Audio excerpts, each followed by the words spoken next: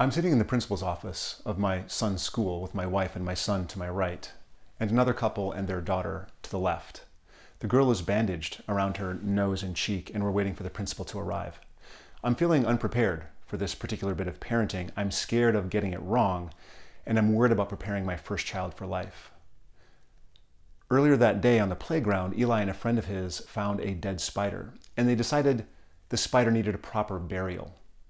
They were gathering some stones and digging a small grave for the spider when a little girl, the one to my left, started dancing and spinning and singing around them. Eli, wishing for a more somber environment for this spider's last rites, asked the girl, "Please, this is serious. Can you do that someplace else?" She simply said, "No," and went back to dancing and singing and spinning. Eli's friend grabbed a bucket of sand. Eli finished up the grave, found an appropriate headstone, and they were about to move the spider into the grave when the girl, still singing, danced between them. Eli was getting angry, but not yet realizing it. He asked her again, "Please, this is serious. It's a big playground. Go do that somewhere else." The girl replied, "No, you can't make me." He didn't see another solution. Eli reached down, he grabbed a rock, and he threw it at her. I know you're wondering, so I'm going to spare the suspense. There was a lot of blood, but no permanent damage. That evening at home, I asked my son, what was he thinking? "Dad, I was trying to aim over her head, and I missed."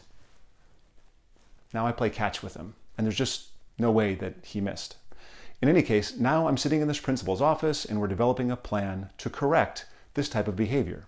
For Eli, mindfulness became a big part of the solution. Kind behavior is one of the things we pass from one generation to the next. Another thing we might pass from one generation to the next is our family money stories. Now, it's been 10 years since he threw that rock. Today, he's a freshman in high school. Like many of your parents, my wife and I are trying to leave our kids with the kind of money stories that will help them be successful. I want them to know that they've got to work hard, but I don't want to stress them out.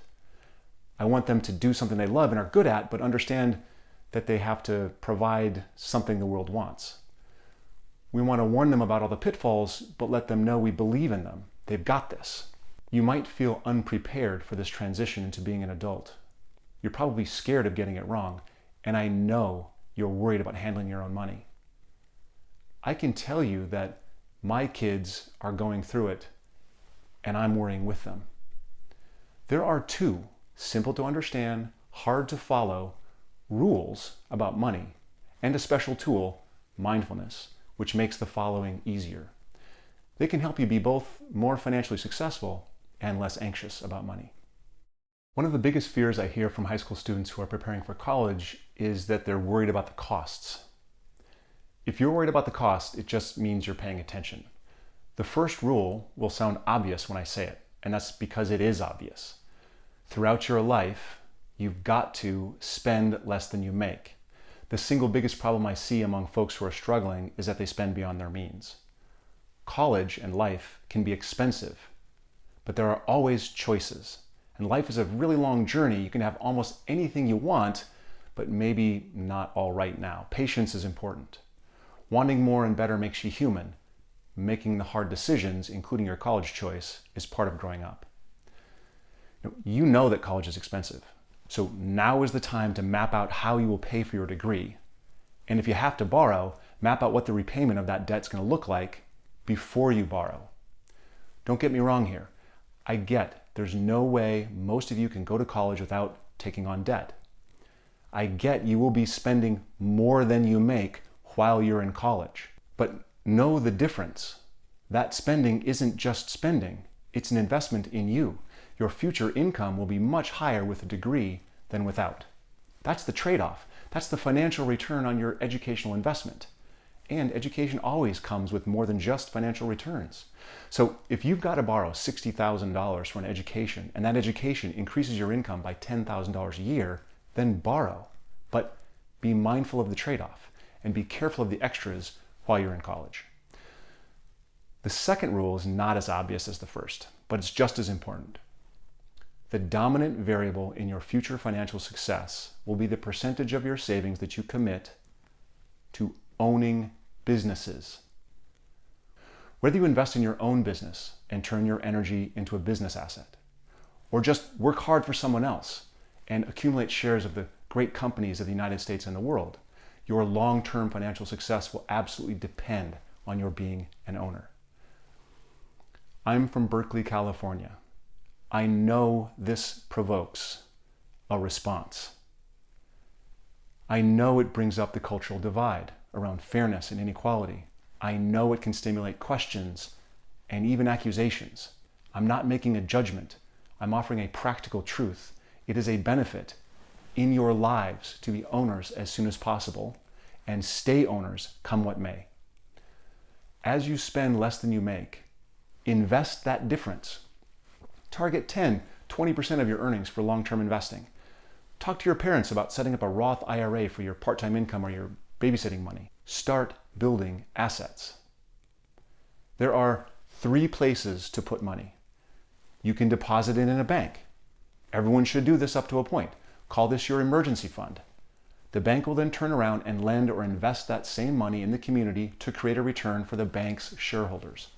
Or you can lend your money to companies or governments and get a fixed return, allowing them to use your capital to invest in their operations, or you can become an owner yourself. The sooner you become an owner and commit for the rest of your life to being an owner, the sooner innovation, productivity, and compound interest will work to your benefit. I know that no one likes talking about investing in a pandemic, and the idea of starting a business or buying shares of great companies just seems out of place today, but it won't always. These are crazy times, but the one consistent feature of the crazy times is that they pass. And the times are going to have an effect, but they won't determine your outcomes. Your choices will determine your outcomes. You can come out of high school and out of college fully prepared to take on the world if you commit to always spending less than you make and becoming an owner. Neither of these things will be easy. You'll be tested. And if, when you're tested, you come back to these 2 rules and stick to them, you'll come out ahead. When you fail the test, don't beat yourself up too much. When I was a freshman in college, I had saved up $400 in addition to my college costs so that I could enjoy my freshman year. It was gone in the first week as I tried to impress my friends. That is a spending test failure. You too will be tested. Do you really need a car in college? Could you make time for a part-time job even if it's going to affect your social life? And someday you'll have $1,300 in your Roth IRA and markets will fall. Your $1,300 will be worth $700. You may panic a little, and then you're going to remember some guy who did a TEDx talk at your high school and told you to do this. You might get a little angry. You may want to throw rocks. That's the test. Mindfulness is recognizing the test as a test and staying true to the plan. The test might start out from outside pressure, our friends or the media, but it's actually physiological. It resides in our amygdala, in our fight or flight response. You see, to our lizard brain, everything is a lion trying to eat us. We are naturally, pre-consciously attracted to things that make us happy, and we push away from things that make us unhappy. Spending makes us happy in the short run, where we live, while it can hurt us in the long run. Market volatility makes us unhappy in the short run, while embracing it can make us happy in the long run, where our future selves will live.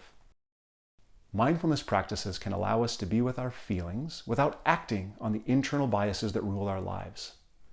Meditation supports our ability to do nothing when nothing is the right thing to do. One of the most important abilities we can develop as we become adults and start dealing with large sums of money is the ability to not act when our peers, the press, and our own brains are telling us we have to. Successful ownership requires patience and discipline. Cultivating mindfulness in your life will lead to both better financial outcomes and less financial anxiety. You deserve a mindful approach to money that starts with knowing what's important to you. You deserve a mindful approach to money so you can focus your spending on those things.